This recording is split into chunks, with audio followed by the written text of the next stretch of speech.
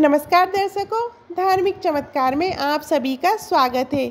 आज हम आप सभी को संत रविदास जी की कहानी सुनाने जा रहे हैं। मन चंगा तो कठौती में गंगा। इस कहावत के पीछे ये है कहानी, आइए सुनते हैं। एक दिन संत रविदास अपनी झोपड़ी में बैठे प्रभु का स्मरण कर रहे थे। तभी एक राहगीर ब्राह्मण उनके पास अपना जूता ठीक कराने आया। रविदास जी ने पूछा, कहाँ जा रहे हैं? ब्राह्मण बोला, गंगा स्नान करने जा रहा हूँ। जूता ठीक कराने के बाद ब्राह्मण द्वारा दी मुद्रा को रविदास जी ने कहा कि आप ये मुद्रा मेरी तरफ से गंगा माँ को चढ़ा दीजिए। ब्राह्मण जब गंगा पहुँचा और गंगा स्नान के बाद जैसे ही ब्राह्मण ने कहा, हे गंगा, रविदास जी की मुद्रा स्वीकार करें, तभी गंगा से एक हाथ आया और उस मुद्रा को लेकर बदले में ब्राह्मण को एक सोने का कंगन दे दिया।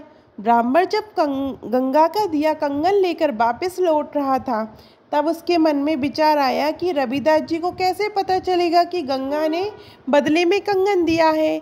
मैं इस कंगन को राजा को दे देता हूँ, जिसके बदले मुझे उपहार मिलेंगे। उसने राजा को कंगन दिया, बदले में उपहार लेकर चला गया।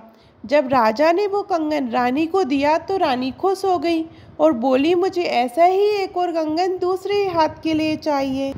राजा ने ब्राह्मण को बुलाकर कहा, वैसा ही कंगन एक और चाहिए, अन्यथा राजा के दंड का पात्र बनना पड़ेगा। ब्राह्मण परेशान हो गया कि दूसरा कंगन कहाँ से लाऊं। डरा हुआ ब्राह्मण संत रविदास जी के पास पहुंचा और सारी बात बताई। रविदास जी ने बोला कि तुमने मुझे बिना बताए राजा को कंगन भेंट कर दिया। इससे परेशान ना हो, तुम्हारे प्राण बचाने के लिए मैं गंगा से दूसरे कंगन के लिए प्रार्थना करता हूँ। ऐसा कहते हुए रविदास जी ने अपनी वह कठौती उठाई जिसमें वो चमड़ा गलाते थे। उसमें पानी भरा था। रविदास जी ने माँ गंगा का आह्वान कर अपनी कठौती से जल छिड़का। जल छिड़कते ही कठौती में एक वैसा ही कंगन प्रकट हो गया। रविदास जी ने वो कंगन ब्राह्मण को दे दिया। ब्राह्मण खुश होकर राजा को वह कंगन भेंट करने चला गया। तभी से ये कहावत प्रचलित हुई है कि मन चंगा तो कठौती में गंगा। आपको संत रविदास जी की ये कहानी कैसी लगी, कमेंट में ज़रूर बताइएगा। और अभी तक आपने हमारे चैनल धार्मिक चमत्कार को सब्सक्राइब नहीं किया तो सब्सक्राइब करिएगा। धन्यवाद।